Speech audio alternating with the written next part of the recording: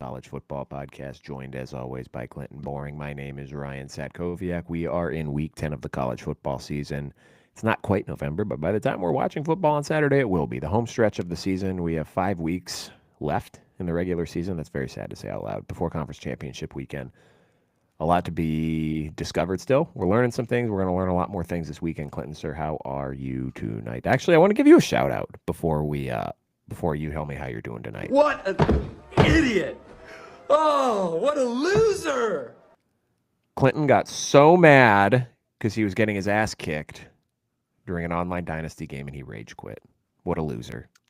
So actually, to correct you, I was not getting my ass kicked. I got pissed after one interception because his defender was running backwards, couldn't even see the ball, and he picked it off. It was 21-14. And then I fucking snapped. And it was like, that is absolute EA cheese on the fact that this dude can't even see where I'm throwing the ball, and he picked it off. And honestly, we played because that was mid to late second quarter. And he scored on the ensuing drive. So still only a 2-score game. I can't even tell you after that interception he got, I go blackout. That's how my chest hurt. I was so mad. And I'm like, this is the bullshit. Meanwhile, the drive before, he threw it right at my guy, and he just drops it. That's usually how and it goes. So what this game was supposed to improve upon this year was you have to be looking at the ball to make a pick. Yet, somehow that one slipped in there. And then my dickhead has stone hands, and it just drops to the ground. So I don't know what happened. All I know is I rage quit in the middle of the third quarter, and I stormed off upstairs as my chest was pounding. Thought I was going to have a heart attack because I was so mad. And I took the dog outside to poop to cool off. And then I laid on the couch and fumed. And I'm still pissed today, but I'm better. No, I will not have any more rage quits. But I'm still irritated because that should have been a pretty neck-and-neck game. And then I can't even tell you what happened after I threw the pick. Other than that, I'm great. It was a good Halloween night. We did not get rained on. The rain stopped. We actually had the sun came out very briefly. And we had a beautiful sunset for trick-or-treat tonight, which was great. Did about an hour and a half. I was able to get the boys back home at a decent time so that we could start this thing on time, which was fantastic. We have way too much candy. I will tell you that. It's mountainous, just mountains and mountains. And the amount of full-size candy bars these people handed out, I'm like, what tax bracket is this? Because my ass didn't get full-size candy. But I get Reese miniatures back in Perry County, little baby candies. These kids are getting full-size Kit Kats, full-size Hershey bars, full-size Reese's. I think Elliot might have got a full-size Twix, too. And what the hell is this? I didn't get this stuff. And then beyond that, I am happy that we are closer to Saturday to seeing games, but I'm also sad because it's week 10, Ryan. And I feel like I said this last year, but football season goes so much faster now that you and I are engaged doing this pretty much 7 days a week. 3 days a week for a podcast, 4 days doing stuff behind the scenes. And it goes so much quicker now because our noses are involved in it pretty much year round. Other than that, how are you? Still sick.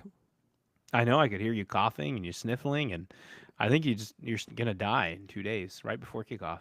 It's fine. I've lived a full life. I've had enough. It's 33. I've lived a full life. I've got it done. Technically 34, but I think I'm just going to eat bacon until my heart explodes. I've had enough. No, this shit sucks. Such a bad way to go. Well, I can't imagine it would feel great. No, could you put it on pizza though? I just want to eat slabs of bacon. I would want some bacon no, listen, pizza or you give me some cheeseburger. If I make a lot of real crispy bacon, I'll just grab it cold out of the fridge and snack on it. Oh yeah, absolutely. It's real good. 100%. Very good. It's got to be crispy. What's your take on turkey bacon? I do like turkey bacon. It depends on the brand. Yes. It's got to be the fancy bougie Whole Foods shit because that stuff's pretty good quality and you can get it crispy. Yeah. It depends what I'm eating it with, honestly. If it's just strips, I'm not a big fan of it. But if I just put it on a sandwich, it's fine. You still get some good flavor with it. I don't know what the brand we had the other night was, but I cooked it and it did not cook very well. Was it the Jenny O? No, I Because don't the know what it Jenny O does was. not cook well either. I'm not a big fan of the Jenny O. Because it wasn't super thin, but it cooked like it was like paper thin. And I started the second batch, I started to pull off a little sooner. But also when you're Oh, cooking dinner and you got two toddlers running around, not a toddler, a 5-year-old and a toddler distracting you and wanting to help with dinner. That probably didn't bode well for my first batch. It wasn't burnt, but it was cooked too much. And when it's that thin, it's just too crispy. yeah, for I sure. prefer regular bacon, but I can get down with some turkey bacon. I have never had chicken bacon though. Apparently, chicken Ew. bacon's a thing. No, I'm out on that. That's a step too far for me. I think Ryan, when's your trick or treat in your neighborhood? it's tomorrow night. You're gonna pass out candy? Well, I won't. Sam will. I work till 7. Ah, that's right. That's right. I had to take an hour of PTO so I could get home for trick or treat tonight. But get back to your sickness. Sorry, you were saying this shit sucks.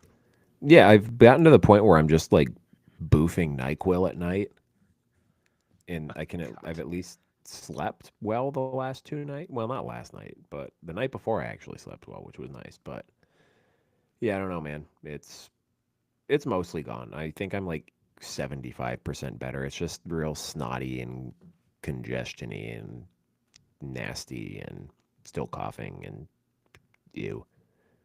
That's all. I don't have body aches anymore, which is nice. Yeah, that's a positive for you. I was coughing so hard that my neck was sore. Like I was giving Oh, God. myself whiplash. It was very strange. That's not pleasurable. No, that made sleeping very uncomfortable because I could not turn my head either to the left or to the right without just like my suboccipitals seizing up on me. Gotcha. Anyway, Well, good times. At least you're on the mend. Be healthy Yeah. by 2 weeks from now. Listen, 'Cause if in I'm 2 not weeks healthy, from now, we'll be we're in. gonna be in. Well, you'll be in we'll be in- Seattle, and I'll be in I'll be Oregon. in- Will I be at a Kraken game right now? You will I'll be at the Kraken game Well, right now. Yeah, Yeah, it'll be if 6 o'clock. Okay, it starts 6 their time. Yeah, I mean, I I'm won't gonna have be started yet, probably but I'll probably taking be a in the nap. stadium. No, because I'll be 3 hours behind. Sorry, it'll be 6 o'clock. I'll be eating dinner. I'll be eating a new pizza place. Having some pizza. Oh boy, Can't Tulane is wait. getting smacked. It is now 31-6 in the second quarter. Whew, there goes their G5 hopes. Yep, that's done. Oh, there's a flag on the play. I guess it doesn't really matter though. They couldn't stop a cold right now. Anyway, this is a light slate this weekend, man. Not a ton of games going around. Some teams on a bye, and honestly, it's another one of those slates where there's a lot of heavy spreads as we have some of the teams towards the top of the Big Ten playing the bottom half of the Big Ten, which has all been kind of poopy this year. So excited to talk about it. We do have one marquee game this weekend, and I think it definitely wasn't one that we had circled for November 1st preseason, but it was one that was on our radar, and we'll start with that one tonight. 7:30 Saturday night, NBC. USC, a 6.5-point favorite, heading to Nebraska. Clinton, this is the stoppable force versus the movable object. It is Lincoln Riley taking a team 2 time zones away from LA, where he is 1-7 in his career at USC. I fucked up the stat when I tweeted it at Tim Murray from VSiN, and he retweeted it. They did beat Purdue this year. I'm sorry that I forgot about that crowning achievement. But he's otherwise not won a game that is more than 2 time zones away from LA. But Clinton, Nebraska has lost 28 consecutive games against AP top 25 opponents, dating back to 2016. Can you tell me who they beat in 2016 for their last ranked win? Well, it wasn't USC because the all-time record against USC is 5-0-1 in favor of the Trojans. Good call. Nebraska's last AP top 25 win was the Penn State Nittany Lions. No, but that was a pretty good guess. You're not too well. Damn. You're far off geographically, but in terms of like team prestige, probably not too far. Michigan? It was Oregon. Nebraska beat Oregon. Nice. Wasn't even in the Big Ten at that time. September 17th, 2016. They beat then number 22 Oregon at home 35-32 to improve to 3-0 on the season. Clinton, Which Martinez brother was quarterback? It was not. It was Tommy Armstrong. It was Tommy Armstrong. He was 17-33 for 200 yards and 3 touchdowns through the year. He also ran the ball 16 times for 95 yards and a touchdown. Dakota Prukop. I have never, you brother man, you could have told me this name and I would have never guessed that he played college football. I've never heard of this dude before. Started at quarterback for Oregon. I don't know. Pharaoh Brown, I recognize. Royce Freeman, I recognize. I don't know any other dude on this Oregon team. That's crazy. It seems so out of whack for how prominent in everywhere Oregon is. You said the 2016 team? The 2016 team that Football roster. went 4-8. That's No, probably why. it's not overly impressive. Not a great You season, said 2016? man. 2016. Dog, Justin Herbert was their leading passer in 2016. Oh, well, he did not start early in the season then because he did not play this game. Yeah, the other guy had 94 completions, 1,200 yards. Herbert came in 162 with 1936, and he had 19 touchdowns. So this game, we're going down the rabbit hole here, folks. This game kick-started a 5-game losing streak for the Ducks that featured a 70-21 loss against number 5 Washington. I believe this was the year that Washington went to the playoff. Wow. See, I remember names. I remember Royce Freeman, Tony Brooks James. I remember those guys. They also lost. I have no idea the Prukop guy is. Not a They clue. also lost 52-27 to Stanford this year. They lost 34-24 to Oregon State. This was a Christian McCaffrey and Bryce Love Stanford team. Those were pretty good Stanford teams. Yeah. The die on defense is the only defensive player I know from them. That's amazing. We're going to have Dale come on and talk about this Oregon 2016 team. That might have been the last year of Mark Helfrich before he got fired. Anyway, enough Oregon history for one show. That was the last time Nebraska won a game against an AP Top 25 team, as in it turns out it wasn't even against a good Oregon team. So this is a fascinating game for me here, Clinton, to watch because the strength of this Nebraska defense has been against the pass, and they're still second nationally, allowing 137 pass yards per game. But over the last 3 games, there's been a bit of an uptick in that. They've been allowing 187 pass yards a game. Not bad at all, but a certainly different beast heading into this game with that USC passing attack. Oh, you're going over to me. Yes, absolutely. That was my first key of the game. I thought we were going to give all your keys before I gave mine. My first key was the USC pass offense against the Nebraska pass D. They are still second in the country, 127.5 yards per game, while USC's pass offense is averaging 326.1 yards per game. However, before I get to the however, the Huskers have been very elite. However, they have not faced a duo like Lemon and Lane yet, or a passing offense that is what USC has. The best passing attack they faced is Cincinnati, which looks pretty impressive right now. For sure. They held Sorsby to 13 of 25 for 69 yards and 1 interception in that game. So, impressive mark, but they really haven't faced much in the Big Ten in a way of a passing opponent. And USC has proven if they can be balanced on offense, their passing game is so much more deadly to you because you have to respect the run. And it's really tough to cover Lemon and Lane and a.k.a. Tate McRae. Key number 2, the Nebraska offensive line has to keep Rhule upright, man. They're allowing 3.5 sacks per game, and the pressure that's been applied has contributed to the Huskers turning the ball over 5 times in their last 2 games. The Trojans they have 21 sacks on the season. Cameron Crawford and Braylon Shelby lead the team with 3.5 apiece. So if Rhule doesn't have the time, this isn't just sacks. He needs time, and he needs to not be getting plowed into the ground so that this offense can make plays. If he doesn't have that time, you're going to give the ball back to that USC offense quickly, and that is not where your defense wants to be.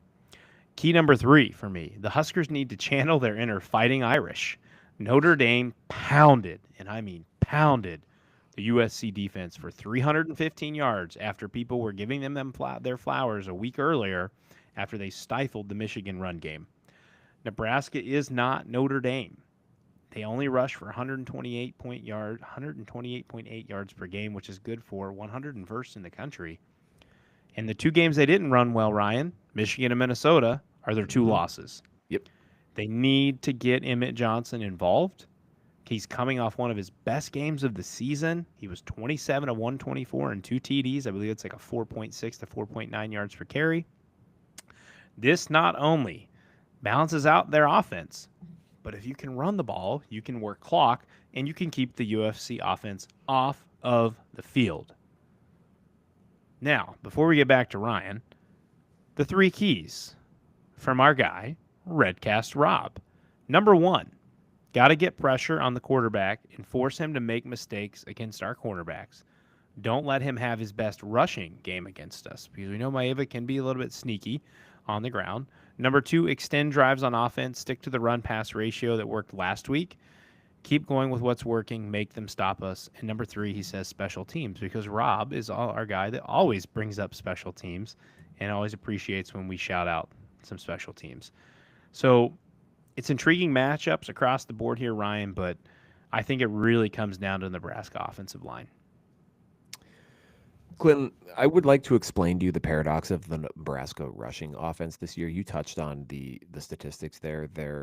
You already said it, I don't need to repeat it, but they're also 97th in yards per carry at 3.9 as a team. Emmett Johnson is 5th in the country nationally in yards per game, or in total yards, but he's averaging 105 yards per game. That means they average 23 yards per game as a team outside of him. If he can't run the ball, they can't run the ball. It's very strange. I don't know. I'm sure there's been some, and I'm not exactly like a historian or a statistician looking at all of these intricacies, but I can't remember a team that is like a borderline top 25 team that has been so like one person dominant in terms of their ability to move the ball on the ground. It's very strange. But you kind of mentioned a couple of the key points in this one here, and the biggest one is you have to protect Dylan Raiola. USC is 13th in the country in sack percent rate. And you touched on the turnovers that we've seen from Dylan Raiola when he gets guys in his face. On the USC side, they have to be better at running the ball. They've been good overall this year. They're 23rd in yards per game and 7th in yards per rush. But the last time out, you touched on it, they could not get anything going against Notre Dame. With that week of preparation off the bye, can they get King Miller and this rushing attack going against a Nebraska rush defense that is 89th in yards per game allowed and tied for 105th in yards per carry allowed? This is a golden opportunity for USC to kind of flex on the ground a little bit. And I don't remember where I was listening to it or what the point was, but if USC can be balanced on offense, they don't have to rely on the pass. That's when they are, I mean, no shit. If you're balanced on offense, you generally move the ball better. But another interesting thing here is as good as this Nebraska pass defense has been, they don't get after the quarterback. They're 102nd in the nation in sack percent, and perhaps this is an exploitable key for USC here. Against Michigan, it felt like they were doing a lot of quick hitter stuff to avoid the Michigan pass rush. Maybe this is a game where you are able to run a little bit more deep, complicated routes with Lane and Lemon. Let them get open, find some soft spots in the zone, or give them some time to beat some man coverage because they are talented receivers who can do that. And if they're able to do that, I really like USC's chances in this game. And for me in this one, Clinton, it's just, I don't know if this is as much of a Nebraska thing as it is. I just don't know how they're going to score with USC in bunches thing. But I think it'll be a close game, but I'm going to take USC to cover the spread here just because I like the offensive explosivity that we've seen consistently from them. And I just don't know, unless Emmett Johnson's breaking a couple of runs the way that Notre Dame did against USC a couple weeks ago, I just don't know where the explosives are coming from in Nebraska in this game. I know they've hit a couple. They have some good, and Isaiah Hunter's been a good big play guy for them. Ja'Cory Barney's been a good big play guy for them this year, but they just don't do it at the regularity you would like to see against an explosive offense like USC has shown to be this year. Nebraska needs this game to stay under 30 points. Agreed. If Agreed. USC hits 30, they're not winning the game. If they can keep it like a 21, a 24, I think Nebraska's got a very good chance. That doesn't mean Nebraska can't score over 30. I don't think you want to get in that type of matchup with USC, which is why I have the Trojans coming into Nebraska and winning this game. Give me the Trojans minus 6.5. Should be a very entertaining game. I'm looking forward to it. 12 o'clock on Fox. This was the game that we all had circled preseason as the marquee one of the weekend, perhaps the marquee game of the Big Ten season, and it has been reduced to ashes. Kind of just an afterthought here on the weekend, really. Penn State traveling to Columbus to take on Ohio State. The Buckeyes are a 20.5 point favorite. If you're one of those people who does those early season look ahead lines. Sometimes sports books will put out lines each week for some big games. We saw people putting out why is the spread only 3.5 for this game? If you were one of those people who was able to get the 3.5 look ahead line for Ohio State, good for you. Good for you. Absolutely. I'm going to let you kind of riff on this one, man, because there's just not much that I am going to be able to add on this one beyond you. I think the kind of key things I'm looking for in this one is, does Ohio State fart around on offense, or do they choose to embarrass Jim Knowles? That's kind of the thing that I'm looking at in this game, because there's still talent on this Penn State defense. And I mean, conversely, too, does Jim Knowles pull some kind of weird-ass rabbit out of his hat coming off of a bye week where they just calls the game of his life, fantastic game plan, has Julian saying in a blender. That's still a talented Penn State defense, but I just don't know how Penn State's going to move the ball in this game. Yeah, I saw and I retweeted it, a practice clip of Penn State the other day that was focused all on Knowles. Dude, he looks like he's aged 20 years and moving like a 90-year-old. Yeah, I don't know if the guy's sick right now, but that looked bad. He had a depressed demeanor. He looks like a man who potentially knows that his defense is about to take a beating on Saturday. So we go to Penn State. You got to do what UCLA did to you. You got to take risks at key times and hope they pay off in creating a spark. Whether that's a blitz by Knowles from somewhere that Ohio State wouldn't suspect, you create a short field that you can cash in. Side note, field goals don't win you this game. You need to take every opportunity to score touchdowns because you're not going to win with field goals. Yep. The Penn State defensive line has to win the day. My eyes will be on DDS, Uriah Fisher, Zane Durant, Xavier Gilman, and Alonzo Ford. They have to be game changers against what has been a pretty damn good Ohio State offensive line to this point. Ohio State, this really isn't even a key to like their win, but what I have my eyes on is the right guard play. Tegra Shabola has been kind of up and down while Josh Padilla continues to take reps and series from him. He was said, Day, I believe in one of his press conferences this week said he is their sixth best lineman, or like their sixth lineman they're going to go to rotate in the five. There's been a ton up in the air that Shabola may lose this job. The thought may be more, though, that they incorporate that maybe more fully next week when they play Purdue versus a team that has a stacked D-line like Penn State. Mm-hmm. And then I'm looking at Ohio State's running backs, especially for this matchup. Are they going to keep utilizing 4 running backs? Or are they just going to let the freshmen take over, man? Bo Jackson and Isaiah West have looked to be the best and most explosive running backs on the team. But to pivot off that, if Penn State can take away this run game, maybe they could make Julian Sand actually look a little uncomfortable at some point. Because to this point, he has not looked uncomfortable at all, whether it's against Texas, whether it's at Washington, at Wisconsin. Doesn't matter. He's not looked phased, even with pressure in his face. So you mentioned, when we come into this year, Ryan, we're looking at this game, we're thinking 1 versus 2, 1 versus 3, 2 versus 3, something like that, right? Well, that is clearly out the door. This Penn State, their Super Bowl is the next 2 weeks. Ohio State, and then they get Indiana at home.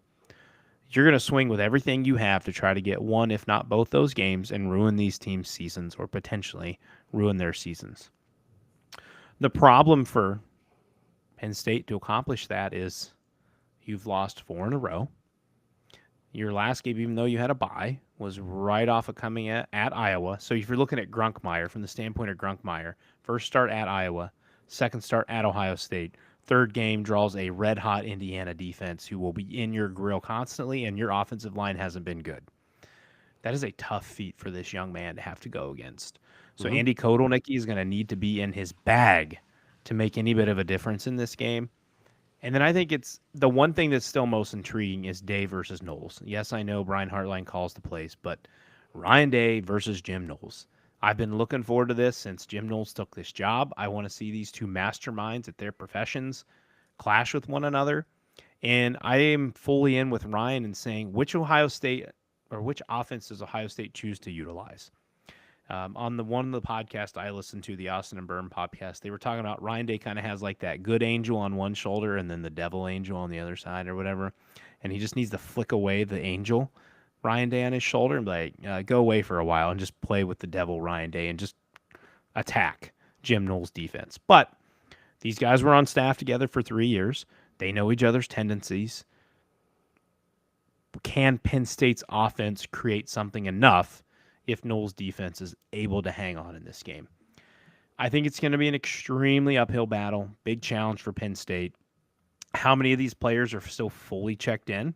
I know they're playing, but how much of them are still checked in to be able to try to pull an upset in this game? I think this is just a traditionalist in me, Ryan, but this game tends to just be close always. And I feel like 20.5 is rather large for me. And I know I sent you earlier essentially a 17-point win, and that is all very close to 20 or 21. But I like Penn State to cover in this game. I think 20.5 is just a teeny bit too big for my liking. I'm gonna take Ohio State to cover. I don't think it's gonna be like a bludgeoning or anything like that. I think Penn State still has too many good players on the defensive side of the ball for it to become that. I just don't. I see it as something like a 27-3 type of game. Like I think Ohio State, maybe there's a little bit of, I don't know, maybe nerves isn't the right word, but maybe it gets a little dicey early. Quick 3 and out, maybe an unlucky turnover. Maybe they get Julian Sayin by surprise, strip sack, something like that. Sets up a short field. Penn State gets a field goal, and then they kind of slowly start chipping away against the Penn State defense. But I like Ohio State to cover mostly just because I don't know how Penn State, like short of a complete offensive meltdown from Ohio State where it's like a 5 turnover game and there's like a 2 defensive special teams touchdowns. I just don't see how they are going to be able to consistently move the ball against this Ohio State defense. Yeah. Quick side note, I don't know how I didn't announce this earlier. I'm going to be at the game on Saturday. So I am looking forward to checking out the Buckeyes in person. It is a blackout for the fans in the stands, but it is a red uniform for the team on the field. Well, were they giving away tickets at Costco? For Please Ohio come State, see. Penn State. Please No, come but I will see. tell you, Please come see Penn State play. Nobody before wants to Penn see State them. had the fall off a cliff, those tickets where we're Oh, I sitting at, believe we're it. looking at about $400 a piece. I We got believe them it. for $138 a piece I believe it. with taxes. I believe it. It's fantastic. So I'm like, I can't pass up this chance.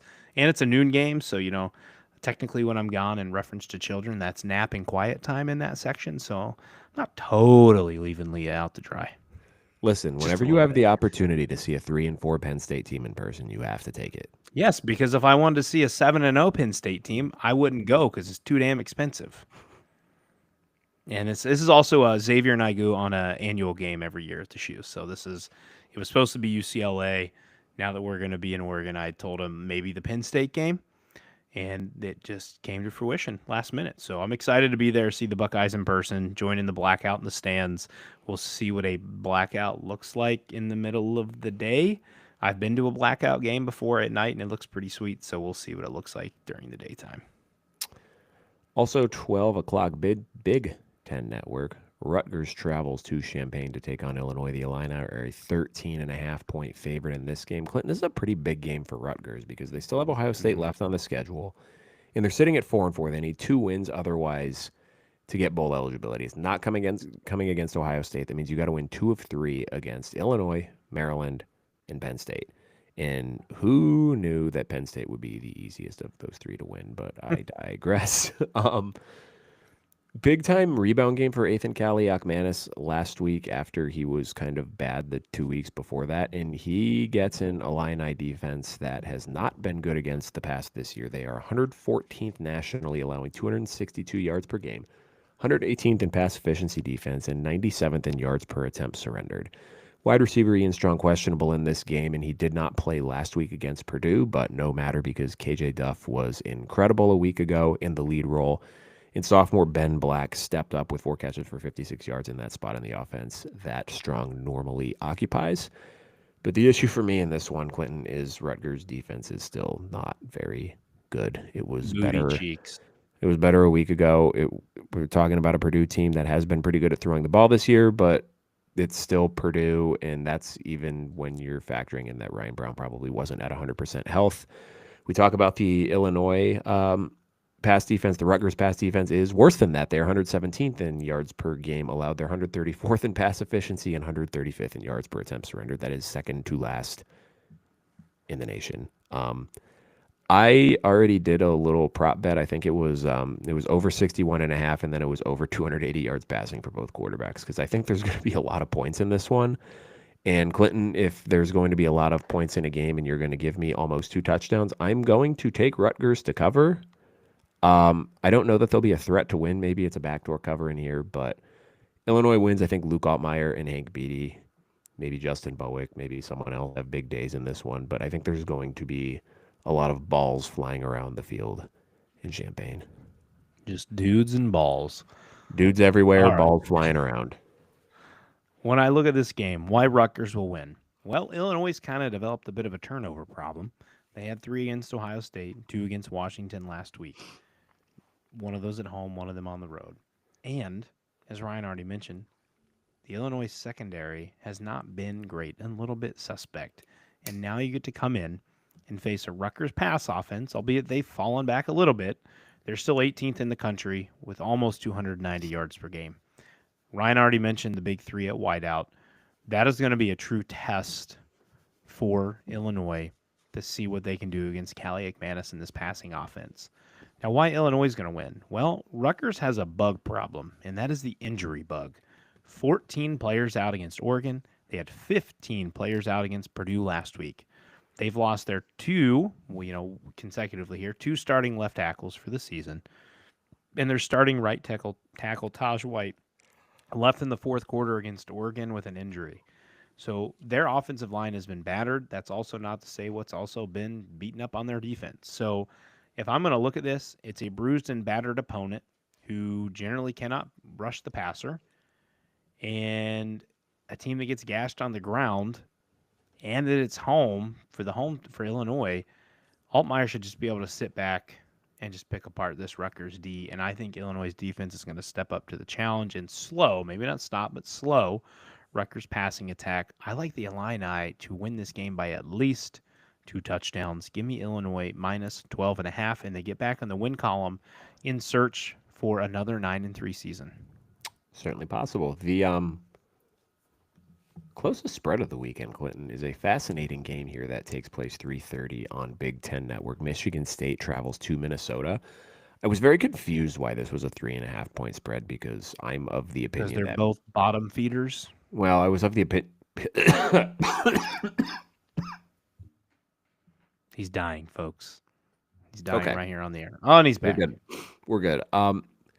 I've been of the opinion that Michigan State just stinks and Minnesota's okay, but I forgot Darius Taylor got hurt last game, and if you're reading between the lines, it doesn't sound like he's all that likely to play. They asked PJ Fleck on Monday, and he said, I don't have an update. You'll see the injury report on Saturday. So at this point, I don't think we can count on him being a full participant, considering that's been the story of his career at this point.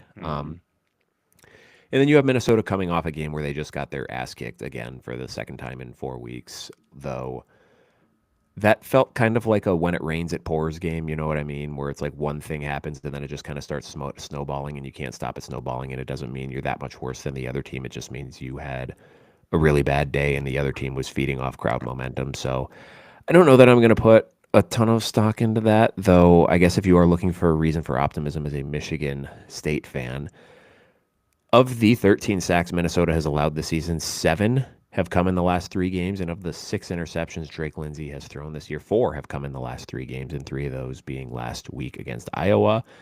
And, he's just been kind of up and down a little bit the last 4 games, which I suppose is par for the course with most freshman quarterbacks, but he's coming off a low. He was efficient the week before against Nebraska. He was okay the week before against Purdue, statistically, from a yards perspective, fine, but under 50% completion, 2 touchdowns and an interception.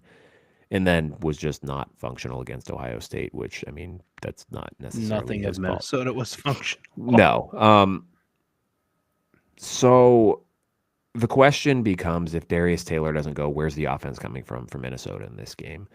Is it going to be Fame Ijaboy, who was kind of shut down against Iowa? But again, when you're down by 1 million points 20 minutes into the game, you're not really focused on running the ball. But I just don't like the vibes around the Michigan State program right now. It just feels like the fans are checked out on the head coach. It feels like the head coach is checked out on the program.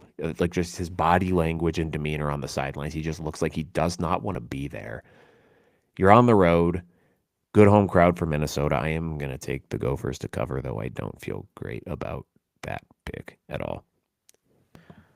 Back to my bottom feeder comment. This is not that both teams are fully bottom feeders, but their offensives are. Minnesota's 314.6 yards per game, good for 124th in the country. Michigan State is 332.8 yards per game, 110th in the country. These offenses have not been impressive. I get Minnesota has not had Darius Taylor enough in this season. And Michigan State has had an offensive line to give Aiden Childs enough time to be able to do something. However, Minnesota actually plays defense, Ryan. They're only allowing 292 yards a game, which is good for 15th in the country. That doesn't bode well for Michigan State, especially when you're on the road and your offense is already struggling. Add to the fact, Michigan State cannot stop a soul on third down. They are allowing a 45% conversion rate for third down for opponents this year. That's good for 120th in the country. Trust in the home team. The Gophers took a big one on the chin last week from Iowa. PJ Fleck has an Iowa problem. This is in Iowa. This is Michigan State. True. Gophers bounce back and they win. I don't think this is a blowout game. I think if biggest, the double digit could get to like 10. But I like Minnesota here. In the rest of the slot, man, we just got a couple of lopsided spreads here. 3:30 CBS. Indiana is a 21.5-point favorite traveling on the road to Maryland. Clinton, I like Maryland, and I think they're a team that's been better than their record indicates this year, but they've also lost 3 consecutive games. Granted, every single one of those losses came by 4 points or less. October anymore, though. It will not be October anymore. November. That is true. But if we've learned anything about Indiana the last year and a half, this is the exact type of game that they come in and just blow the doors off of the other team. Yeah. Absolutely. And we talked about, or I brought up in the Ohio State comparison as far as like terms of snaps. This is a great way for Indiana to get in, kick their ass, and get their starters out. Yep. Because you need to start thinking about what potentially looms in Indianapolis for you, and that might be a game against Ohio State. Mm-hmm. And you need your guys healthy. The Maryland offense is much fun as Malik Washington has been this year and how good he's been. This is a very stout test. And Maryland's offense is 108th in the country, 352 per game. And Ryan, they're facing an Indiana defense that is fast, aggressive, and they get to the quarterback. They are very good. Their defense ranks 8th in the country, allowing only 242 yards per game. This is an extremely tough test for this Maryland offense. Both teams, though, if we could play this game in the red zone, both red zone Ds are impressive. Maryland is 21st in the FBS, allowing 76.2%. And then Indiana's red zone defense ranks 16th at 75%. However, this may not matter because Indiana can score from anywhere on the field, just at about any time. So they might score all their points from outside the red zone. So it may not matter that Maryland plays good red zone D. Mm-hmm. This is a big spread for a team to be on a road against a respectable opponent. However, I think Indiana is too good, too focused. They win this game going away, which is why I am going to lock this game up. Indiana, lock of the week, minus 21.5 over Maryland. Lock of the week. I will not lock it up, but I'm also going to take Indiana to cover this spread. Good news for the Hoosiers. It sounds like Aiden Fisher is probable to play after dodging a knee injury last week. And to be honest, don't really need him. Sit him out. No, for another sure. week. You don't have to have him on that field for this game. Most likely, if you could do what USC did with Lane against Illinois is if needed. Yeah, play him if for some reason this is a game in the fourth quarter and we need you, let's get you out there. Otherwise, you got bigger fish to fry. This Indiana team is a team that can actually compete for a national championship this year. You're going to need him if you want that. Yeah, save him. Also, 3:30 ESPN, Notre Dame, a 28.5-point favorite on the road against Boston College, who is not a very good football team this year. Clinton, my toxic trait as a fan is I always think the worst-case scenario. So coming off of a game where he was not very good, my thought process is, what if the book is out on C.J. Carr and now teams know how to defend him, instead of the far more rational explanation of, well, It was a fucking monsoon, and for some reason, USC decided to play too high safety the entire time to limit explosive pass plays, and instead decided to give up fucking 900 million yards on the ground. So, Jesus Christ, I can't stop coughing. Boston College's defense is not good. They've gone to Grayson James at quarterback in place of Dylan Lonergan the last couple weeks, and the offense has looked respectable. They kept it close with Louisville for a half last week, though I don't know how much of that was the offensive change versus maybe Louisville was just kind of sleepwalking through the first half after their big win against Miami.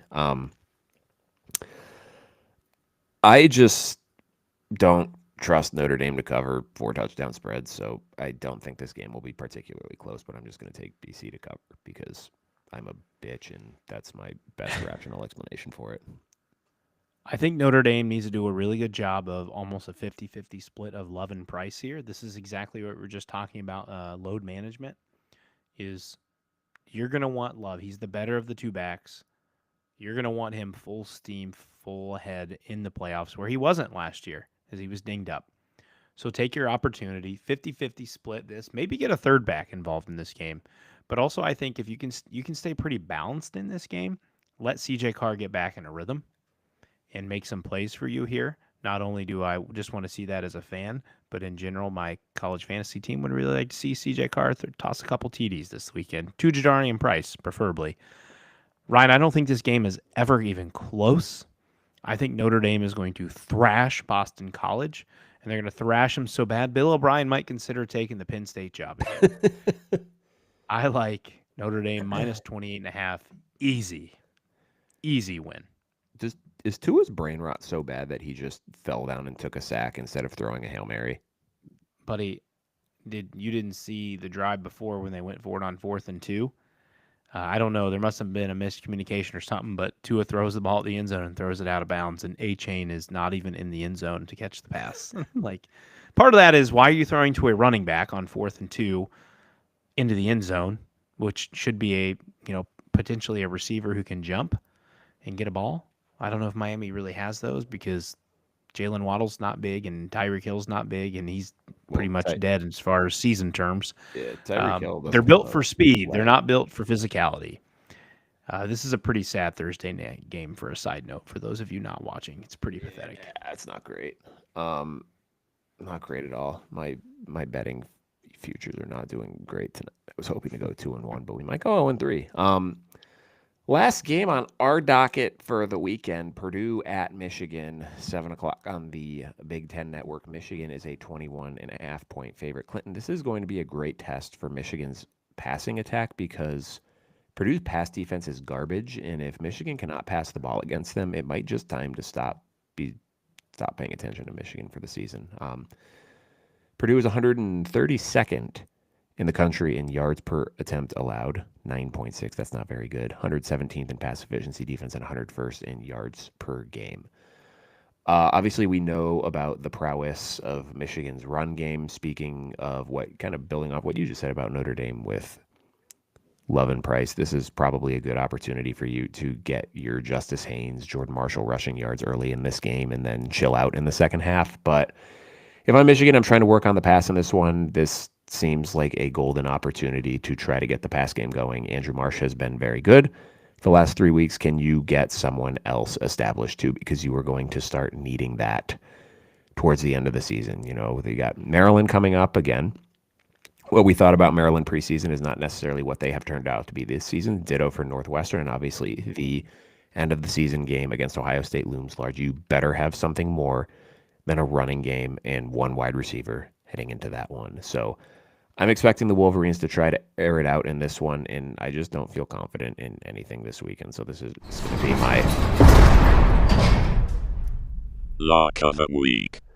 I'm just going to take the Wolverines to cover this because I think the defense is capable of shutting down Purdue, especially if Ryan Brown's still a little banged up. And I don't know that the Purdue defense is capable of stopping them, especially running the ball. I think they'll run for a lot of yards in this one. Run, rinse, repeat. I expect a huge running game day for Michigan in this, likely over 250. But I agree with you. Maybe they try to get Underwood going in the pass game a little bit to settle in for what looms for them at the end of November, but not necessarily just the end of November. You're going to go to Wrigley to play Northwestern, who has a pretty good defense, and you're going to go to Maryland to square off against the Terrapins the week before you play Ohio State. And the last time you did that, you almost lost to Maryland. So the Purdue pass D is 106th in the country, allowing 245.6 yards per game. So if there was ever a time to try to let Bryce Underwood not sling 100-mile-an-hour fastballs, this would be the week. Purdue, my one piece.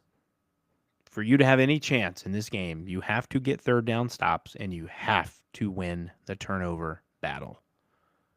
And that's about the only chance you have. I don't think Purdue wins this game. I think they somehow slide in and get a late game cover on this. So I like Purdue plus 21.5 in this game. Michigan pretty much controls it, I think, throughout. Maybe first quarter we get a little bit of closeness, but I think Michigan finishes it. Purdue keeps it respectable, as Michigan goes to try to push it away late. Clinton Marshall is in the midst of an all-time meltdown right now. They scored a touchdown to make it 27-17, and then they gave up a 69-yard touchdown pass and then turned the ball over immediately, gave up a touchdown, and then just turned the ball over again. Yeah. Yes, I did bet on Marshall to win Sadness. tonight, so good for me. Good for me. I'm doing fine. I'm clearly not doing fine. I can't stop coughing. This is bad. I said I was What doing you better, need to and now do, I'm Ryan, resting. you need to give us your bets of the week. It's time to make some money. I don't have any bets of the week. I'm not going to lie to you. What a bunch of bullshit. All right. Well, we don't have a Mac minute this week. It's going to be We have more like like a Mac Mac 5 seconds because there's only 2 games. 12 o'clock, we have Buffalo at Bowling Green. The Falcons are a 2.5-point favorite, and I'm not really sure how because they don't have an offense. I am taking Buffalo outright to win this game. Wait, I just read that. What? How in the hell is Bowling Green a... Give me Buffalo plus 2.5. Cakewalk all day long. I don't understand. Easy. I don't understand this spread at all. Battle? Am I missing something? Because, I don't know. Buffalo's 4-4. And I know they just lost to Akron, and they are we sure Buffalo's good? Clinton, this is what they've done, this is what they've done this year. So they had the close loss against Minnesota to start the season, and again, that was very much a factor of PJ Fleck probably could have kicked the shit out of them, but decided to run the last 12 minutes of the clock off on the last drive. They beat something called St. Francis in Pennsylvania. They beat Kent State by 3. They lost to Troy. They lost to UConn. They beat Eastern Michigan by 1. They beat UMass by 7, and then they lost by 8 to Akron. This is not a good football team. Our preconceived notion of Buffalo has been poor. Yes, but I think the MAC on the whole has been a hot bunch of mess, which is what it is every year, which is why it's fun, because it's the most unpredictable conference in the country. It's true. And you don't know what you're going to get year to year. When's the last time they had a back-to-back champion?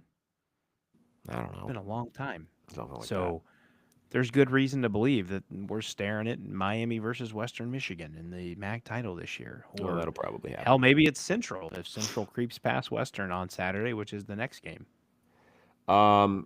Anyway, Bowling Green does not have an offense at all. At all. They scored 21 last week against Kent State. They scored 6 the week before against Central Michigan. They scored 28 against Toledo, but I do believe there was a kickoff return for a touchdown and perhaps a pick 6 in there. Scored 20 at Ohio, 17 at Louisville, 13th against Liberty, 20 against Cincinnati, yada, yada, yada. I just don't trust the Falcons offense at all. At all. Absolutely. 4 o'clock, we have Central Michigan at Western Michigan. The Broncos at 4-4 on the season are a 5.5-point favorite. Clinton, Central Michigan's actually been pretty good this year. They also lost. Jesus Christ, Akron is 3-6. Akron is 3-6, but they've beaten the 3 teams whose schedules I just looked at. 2 straight wins for the Chips. They beat the aforementioned Bowling Green 27-6 2 weeks ago. They won against UMass 38-13 last week. But Western Michigan's pretty good. They just lost to Miami. 17-point fourth quarter for the Red Hawks there, but the week before that, a 42-0 win against Ball State, 21-3 win against UMass. They also beat Toledo. This is a tough one, man. I think I'll take Central to cover, but Western to win. Close game. Big rivalry game here. I concur. Central covers, Western wins the game. Guys, next week, Maction is back. So Ryan and I will need to be doing our Mac Minute on every Monday show now to be able to get our Mac picks in. So congratulations. We've not only made it to the funnest month of the year for college football, but it's fun because of Maction. And to kick us off, next Tuesday, Battle of the Bricks, 7 p.m., ESPN. Miami travels to Athens, Ohio to square off against the Ohio Bobcats in Peden Stadium. Go Bobcats. All bricked up. That is us for tonight. Hopefully I will stop coughing sometime in the next half an hour. So Join our Battle Bets League. Yeah, join our Battle Bets League. You guys know where to find that. Find us on the Twitter page at ITPCFB. Subscribe to the YouTube channel. Follow us on your podcast platforms. Drop a rating and a review. It helps us get the word out about the show. We would greatly appreciate your hospitality and support. For Clinton, I am Ryan. We'll see you. Are we doing Saturday night this week? We'll be Saturday night. Saturday night after the games. Enjoy the games. We'll see you Saturday.